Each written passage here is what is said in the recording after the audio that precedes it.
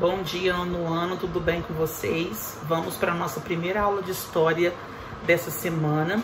Estamos falando aí do processo de descolonização da África e da Ásia, um momento em que vários países africanos e asiáticos se tornaram independentes. É um processo histórico muito recente.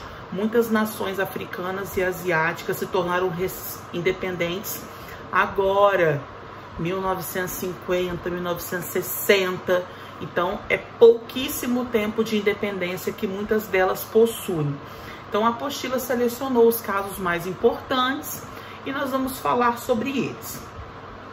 Bom, falando do contexto de Ásia, primeiramente, o primeiro país que ele trouxe para a gente foi a respeito do processo de independência da Índia, envolvendo Mahatma Gandhi, que cai muito sobre ele. Então, fiquem atentos à aula de hoje, tá? Vamos na página 46. Ele trouxe uma introduçãozinha pra gente depois entrar na Índia definitivamente. Bom, desde o século XIX, inúmeros territórios na Ásia haviam sido ocupados pelas potências europeias.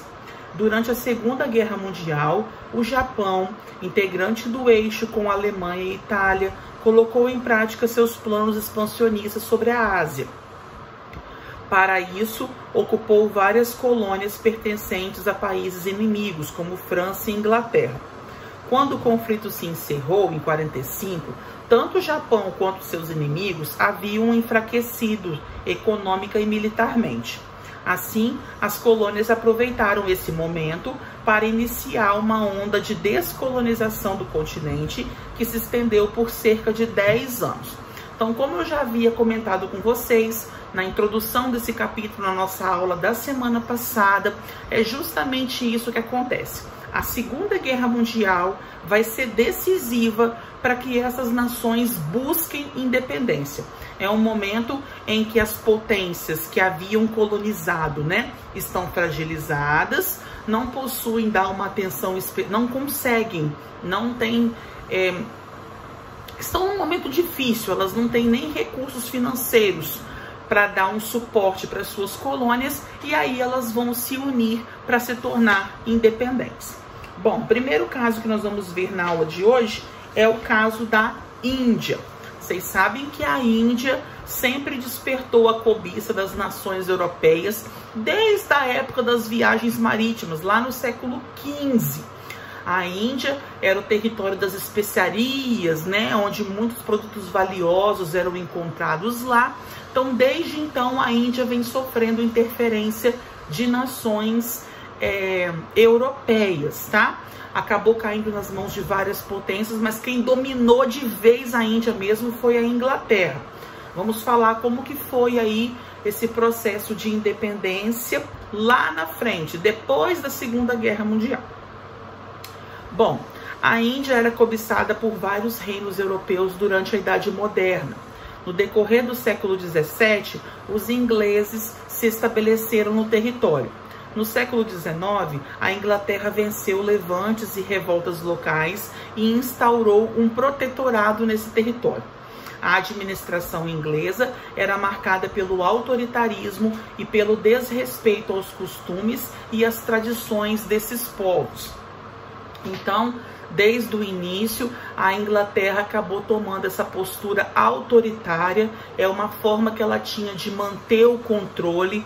Então, a população local é a que mais sofria pelo desrespeito, pelo processo de aculturação, porque a população não tinha liberdade de falar sua própria língua, de poder estudar. Tanto é que as taxas de analfabetismo eram enormes. Então a população sofria muito com esse tipo de postura que a Inglaterra adotou dentro da Índia. Inconformados com a situação, jovens indianos começaram a questionar esse posicionamento autoritário do governo britânico, exigindo autonomia. Esse movimento foi politicamente representado pela criação, em 1885, do Partido do Congresso, formado aí por indianos, tá? Este estava restrito às elites e de início teve pouca repercussão política. Quando chegou a Primeira Guerra Mundial, algumas alterações aconteceram. Os ingleses contaram com o apoio dos indianos para o abastecimento de matérias-primas e para o envio de reforços também de soldados. Em troca, eles prometeram rever essa questão política de independência que os indianos já questionavam há muito tempo. No entanto, os prejuízos ocasionados pela guerra levaram os ingleses a intensificar ainda mais a exploração dentro da Índia. Assim, elevaram o valor dos impostos, o desemprego cresceu muito. Esse fator, então, acabou fortalecendo ainda mais os indianos para que eles quisessem independência de uma vez por todas. De fato, os britânicos queriam garantir certa autonomia na Índia, mas sem perder o controle sobre o seu território. O Partido do Congresso lutava para firmar um acordo com os ingleses. Mohandas Gandhi, que é conhecido como Mahatma Gandhi, tinha uma opinião diferente e queria a completa independência da Índia. Mas Mahatma Gandhi tinha uma estratégia muito diferente daquilo que qualquer pessoa imagina. Não adianta se armar, enfrentar os ingleses, partir para a guerra. Eles são muito mais fortes do que a gente, muito mais bem preparados, muito mais bem armados. Nós vamos perder, óbvio. Essa era a estratégia de Gandhi. Então, os indianos questionavam ele: vamos fazer o que então? Qual vai ser a nossa postura? E ele pregava a não violência e a desobediência civil. O que significa essa desobediência? Vamos deixar de pagar impostos aos ingleses. Quando eles convocarem um indiano para um trabalho, nós não vamos cumprir. Então, tudo que os ingleses mandarem, não vamos fazer. Algumas vidas vão ser perdidas? Vão. Eles vão matar pessoas? Vão, mas é por uma causa maior. Então, a desobediência civil e a não violência foi a estratégia adotada por Mahatma Gandhi e o seu grupo. Como diversos jovens de famílias indianas abastadas, Gandhi havia estudado na Inglaterra, atuou na África do Sul, até retornar ao próprio país e envolver-se na luta pela independência. Influenciado pelos escritores, que ele fala aí quem são, aplicou leis de não violência e resistência passiva. Em 1930, por exemplo, realizou a Marcha do Sal até o litoral da Índia, a fim de denunciar os impostos cobrados pelo governo britânico.